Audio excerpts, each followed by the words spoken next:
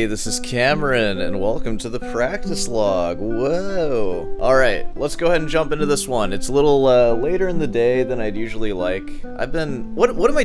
God, I'm sorry. I don't mean to talk to you right now. Let's go to the chair, and then I'll talk to you. See you there. Oh my god, I'm so cold. So no, I'm not turning the heater off today. And by the way, I have like a wall of windows in front of me, and the draft is like horrible. Oh my god, I'm so cold. And I don't have any clean sweatshirts that are merch, so I have to wear this, which is merch. Hey, go buy some merch. Boom. Oh, I can't cover it up. Alright, what are we getting into today? I haven't practiced yet today. My usual thing is that I've been waking up like really early in the morning. Oh god, I'm just gonna take this sock off, and I'm gonna put it on when we're done talking.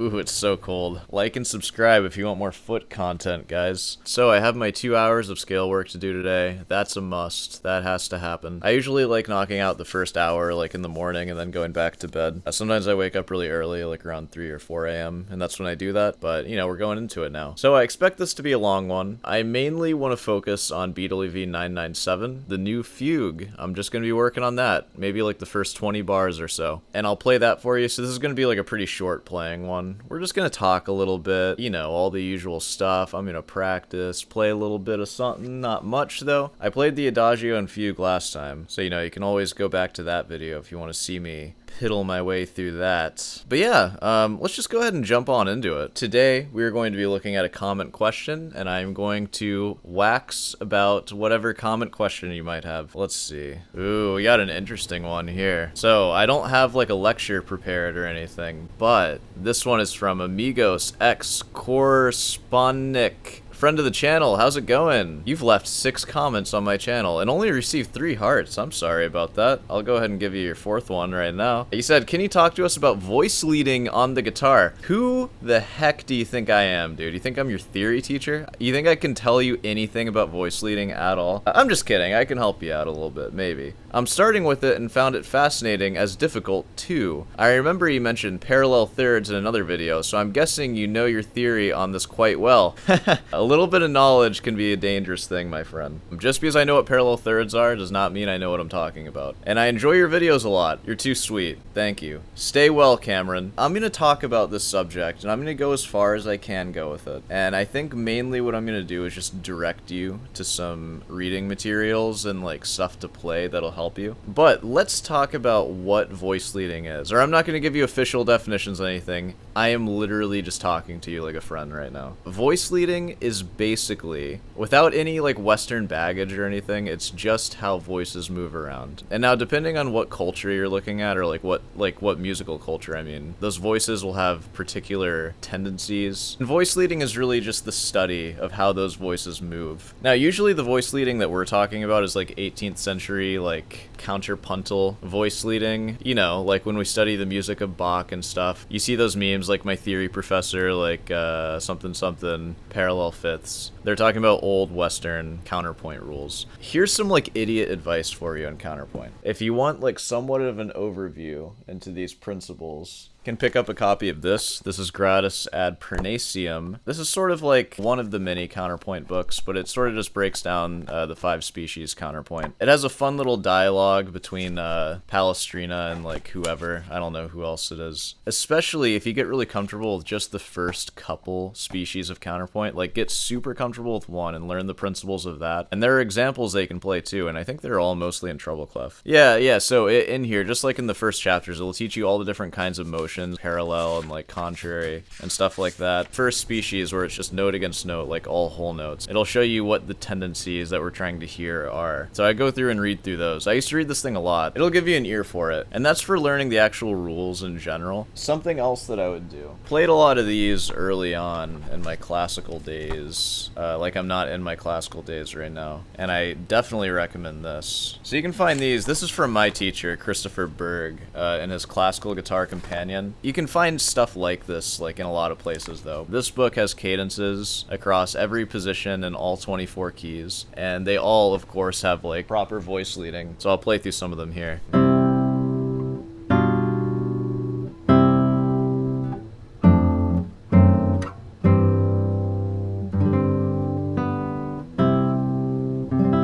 And do more than just look at the individual chords that you're being played, because sure, you can see this.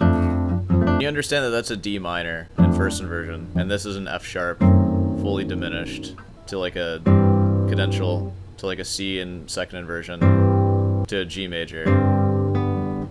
Like, you can see those chords, but really what you want to do, if you look at just like maybe two voices at a time, so like just look at the top two. We have our parallel thirds. And then to a perfect fourth, and see how that fourth will resolve to a third next. So that's okay. Like, if you're gonna have a perfect interval, like, we obviously can't go,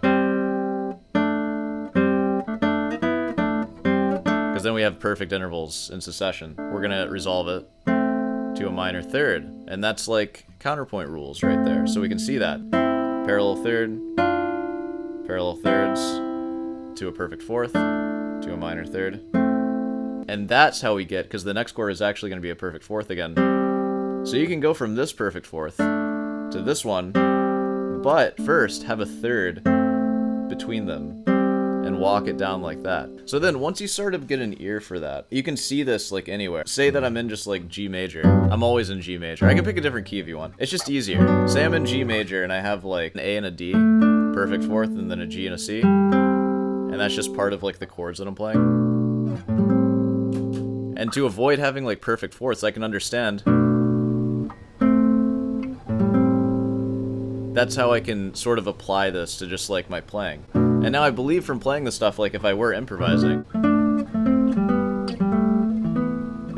like you sort of get a feel for like going from perfect intervals to like major or minor intervals, moving through them in a way that makes it sound a little more intelligent counterpoint, like you actually paid attention in your counterpoint class and you're applying it to your playing.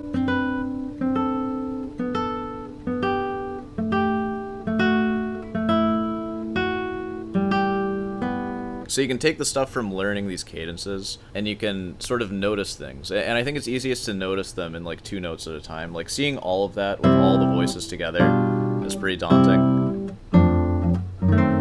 And eventually you can find yourself like sort of improvising with these ideas, and like they're not going to be perfect. Like, don't submit a raw MIDI file of everything that you're playing into your class. You know, you'll start to get an ear for it, and you'll kind of perfect it over time. And you don't even have to have like a perfect idea of exactly what you're doing, but you'll develop an ear. Like, you'll know what sounds right. Like I say, right and wrong. There's no right and wrong to this sort of thing, but I mean just like right in the context of like the music that you're trying to play. Which, if you're trying to play like Western counterpoint, then it's wrong if it sounds wrong. You know it sounds wrong. Or maybe you don't know it sounds wrong because you haven't studied it yet. This is a way that you can study it without having to be like too overwhelmed, I don't think. And these are just cadences written for classical guitar. Like, that's why I'm talking about these first. But I don't know, like, look at a Bach chorale or something, like 4-part harmony, and just maybe try playing the top 2 notes like as best as you can. That'll give you a great understanding of this stuff. That's stuff that we can all do. And like, same thing when you're learning Bach, like, just look at the individual voices. I know that it's normal for us guitarists, we kind of approach things as like block chords a lot of the time, but instead of doing that, look at the voices. Look at what like soprano and alto are doing. Look at how like bass is interacting with tenor, soprano, and alto. You'll sort of get a more counterpuntal perspective that way, versus just playing like kind of all these like set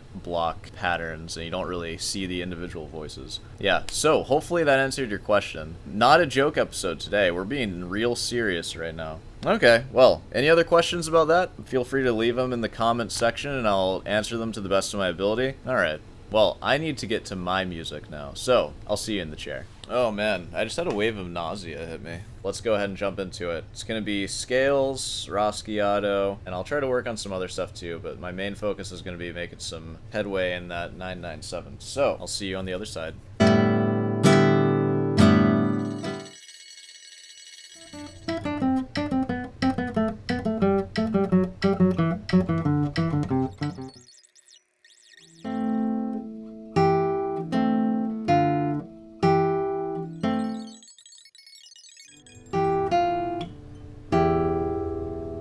Okay, I think I'm done for now. I got other stuff I gotta do today, so let me bring you closer. Alright, so I'm just gonna start. I'm gonna play like up until like the 3rd line, first measure of the new fugue, 997. Just to show you some progress that's a little further than I made it last time. Trying to be really precise with everything. So it's gonna be real slow for now. Alright.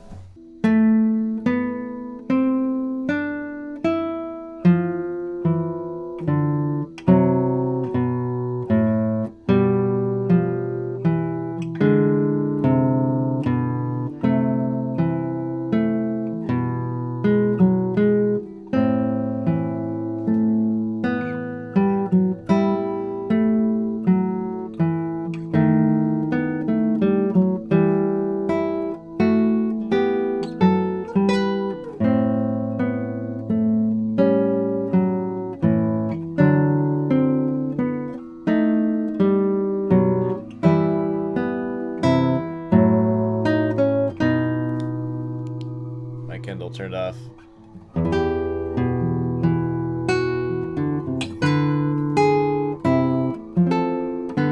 And then here, I don't know what I'm doing yet. There I haven't worked out yet. So with all of that, I'm trying to avoid the same mistakes that I made with the first fugue, which was kind of like moving on before I'm like ready to move on from a measure. And I want to have everything completely worked out. And that includes like all of the note durations and everything. There's some really hard measures in here.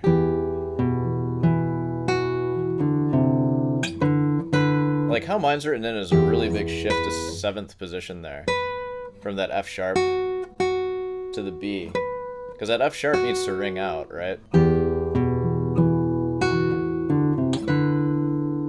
I'll probably look at some other people playing it. Maybe that'll be the next video that I make. Watching other people play it. I'll probably make a few of those on this fugue, to be honest. Once I learn it better, I'll do it again. We can pretty much wrap this one up here. So, let's go ahead and make our way to the outro. Hey, well, you know, if you made it this far, be sure to subscribe and leave a like. And hey, want some guitar lessons? I'll teach you how to play guitar. Email in the description, and of course, Rootin's Delight. Head on down over to Rootin's Delight, pick yourself up some merch, some shirts, and stickers. That's what we got. Feel free to leave some comment questions. There is a members section if you want to join that and give me a little extra money every month. You know, it's like Patreon, so you know. What else we got? I think that covers everything. Alright, I'll see you in the next one.